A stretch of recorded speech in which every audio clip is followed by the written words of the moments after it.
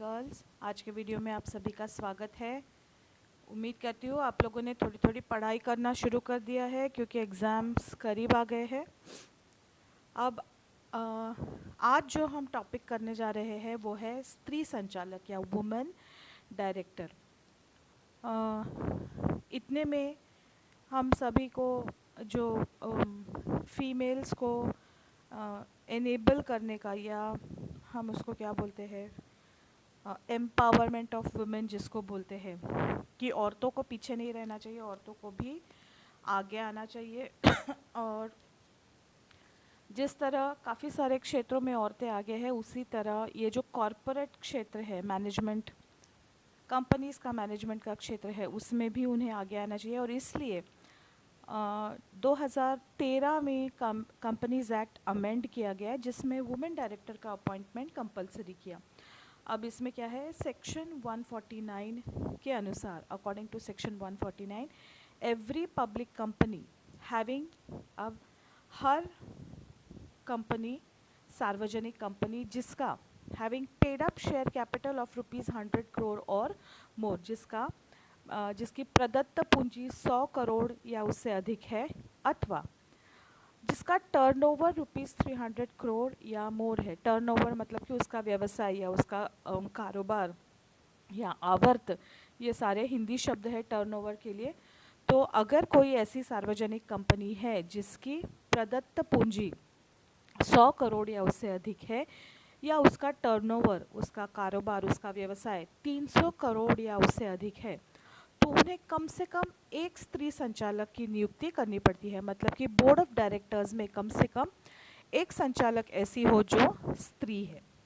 यदि इस स्त्री संचालक का स्थान रिक्त हो जाता है किसी वजह से, अगर ये जगह वेकेंट हो जाती है, तो वेकेंट होने के 3 मंतर या अगली साधारण सभा, इसमें से जो भी बाद में है, if there is a vacancy it should be filled within 3 months or the immediate next board meeting।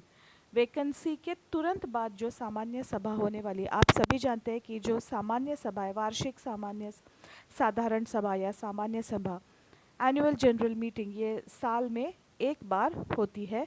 तो अगर ये स्थान उसका रिक्त हो जाता है, तो रिक्त होने के 3 महीने के भीतर, अथवा जो अगली साधारण सभा है इसमें से जो भी बाद में है, उस समय इस स्थान को भी भरना चाहिए।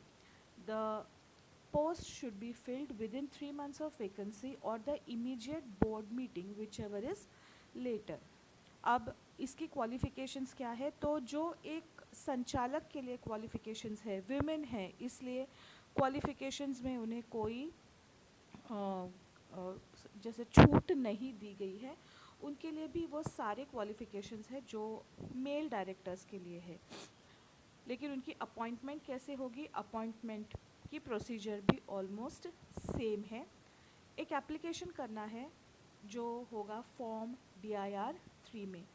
ये जो सारे फॉर्म्स है DIR 1, 2, 3, 12, ये डायरेक्टर्स के अलग अलग कामों के लिए है। उनके वुमेन डायरेक्टर यदि अपॉइंट करना है तो एक उसे एप्लीकेशन लिखना पड़ता है, और वो एप्लीकेशन होगा फॉर्म DIR 3 में। इसका फॉर्मेट दिया हुआ है। उसके साथ उसे जोड़ना पड़ता है उसका कंसेंट फॉर्म, जिसका स्वरूप फॉर्म DIR 2 में, यानी कि कंसेंट मतलब कि उसकी अनुमति, या वो इस पद पर, स्त्री संचालक के पद पर कार्य करने के लिए इच्छुक है। और उसके बाद उसे फॉर्म DIR 8 में एक इंटीमेशन या एक घोषणा जोड़नी पड़ती है, जिसमें वो ये डिक्लेयर करती है कि कंपनीज एक्ट के सेक्शन 164 सबसेक्शन 2 के अंडर वो संचालक पद पर नियुक्त होने से किसी तरह से डिस्क्वालिफाइड नहीं है। ये सब जब इसके बाद जो एनुअल जनरल मीटिंग होती है, उसमें एक रेजोल्यूशन पास करके वुमेन डायरेक्टर की अपॉइंटमेंट होती है, यानी कि साधारण सभा में प्रस्ताव पारित करके स्त्री संचालक की नियुक्ति की जाती है।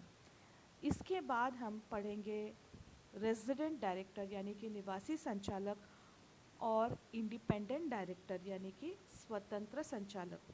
ये जो 3 टॉपिक्स है, स्त्री संचालक, स्वतंत्र संचालक और निवासी संचालक यानी कि वुमेन डायरेक्टर, इंडिपेंडेंट डायरेक्टर और रेजिडेंट डायरेक्टर, ये आपको क्वेश्चन नंबर 5 जो लास्ट क्वेश्चन है आपके पेपर में, उस क्वेश्चन नंबर 5 में जो छोटे छोटे क्वेश्चंस आते हैं 4 मार्क्स के, उसमें ये तीनों टॉपिक्स पूछे जाते हैं। हर साल अदल बदल करके ये क्वेश्चंस इनके ऊपर पूछे जाते हैं, पर एक क्वेश्चन इनमें से ज़रूर होता है। तो ये तीनों क्वेश्चंस आप अच्छे तरह से लर्न करके जाइए। ये बहुत छोटे छोटे हैं, इसमें मैटर ज़्यादा नहीं है और 4 मार्क्स के लिए आप इसको अटेम्प्ट आसानी से कर सकते हैं। मेरी तरफ से आज के लिए इतना ही। Goodbye, take care, be happy.